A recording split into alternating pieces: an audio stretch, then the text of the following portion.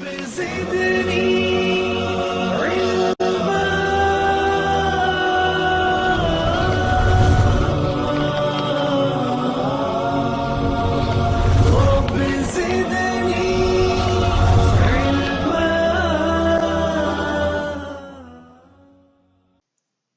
کا مشہور سپہ سالار جس کا نام ہرمزان تھا، ایک جنگی مارکہ کے بعد اسے قیدی بنا لیا گیا۔ جب اسے حضرت عمر فاروق رضی اللہ تعالیٰ عنہ کی عدالت میں پیش کیا گیا تو آپ رضی اللہ تعالیٰ عنہ نے اسے اسلام قبول کرنے کی دعوت دی، جسے اس نے ٹھکرا دیا۔ حضرت عمر فاروق رضی اللہ تعالیٰ عنہ نے حکم دیا کہ اسے قتل کر دیا جائے۔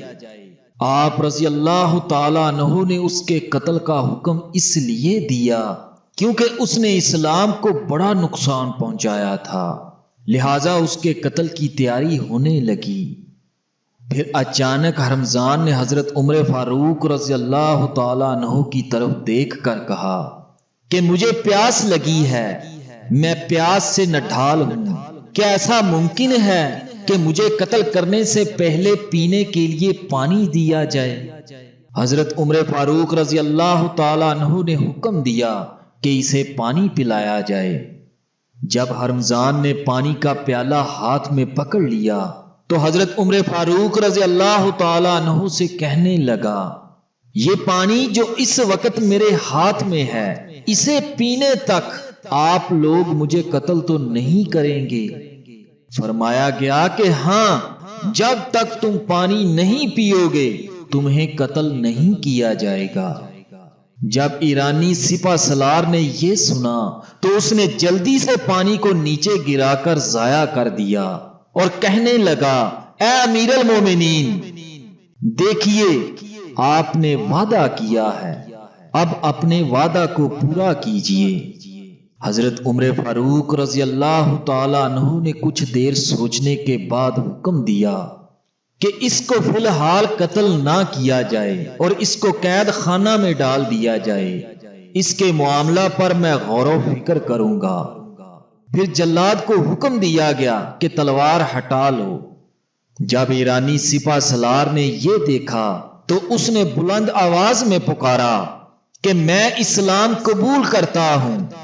اور میں اس بات کی گواہی دیتا ہوں کہ اللہ کے سوا کوئی عبادت کے لائق نہیں، اور میں گواہی دیتا ہوں کہ بے شک محمد اللہ کے رسول ہیں۔ جب حضرت عمر فاروق رضی اللہ تعالی عنہ نے اس کے منہ سے کلمہ شہادت سنا تو آپ رضی اللہ تعالی عنہ بڑے خوش ہوئے اور اس سے فرمایا کہ تم نے بہت اچھا کیا کہ اسلام قبول کر لیا، مگر مجھے ایک بات بتاؤ کہ جب میں نے تمہیں اسلام کی دعوت دی تھی اس وقت تم نے اسلام قبول کیوں نہیں کیا؟ ایرانی سپہ سالار نے جواب دیا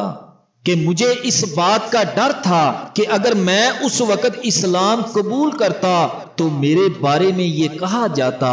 کہ موت کے ڈر سے اسلام قبول کیا ہے۔ حضرت عمر فاروق رضی اللہ تعالی عنہ نے اس کی ذہانت کی تعریف کی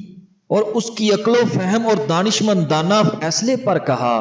اہل فارس کی عقلیں پہاڑوں جیسی ہیں، مراد یہ کہ یہ بڑے عقل مند اور دانا ہیں، ان کی عقلیں عظیم الشان ہیں۔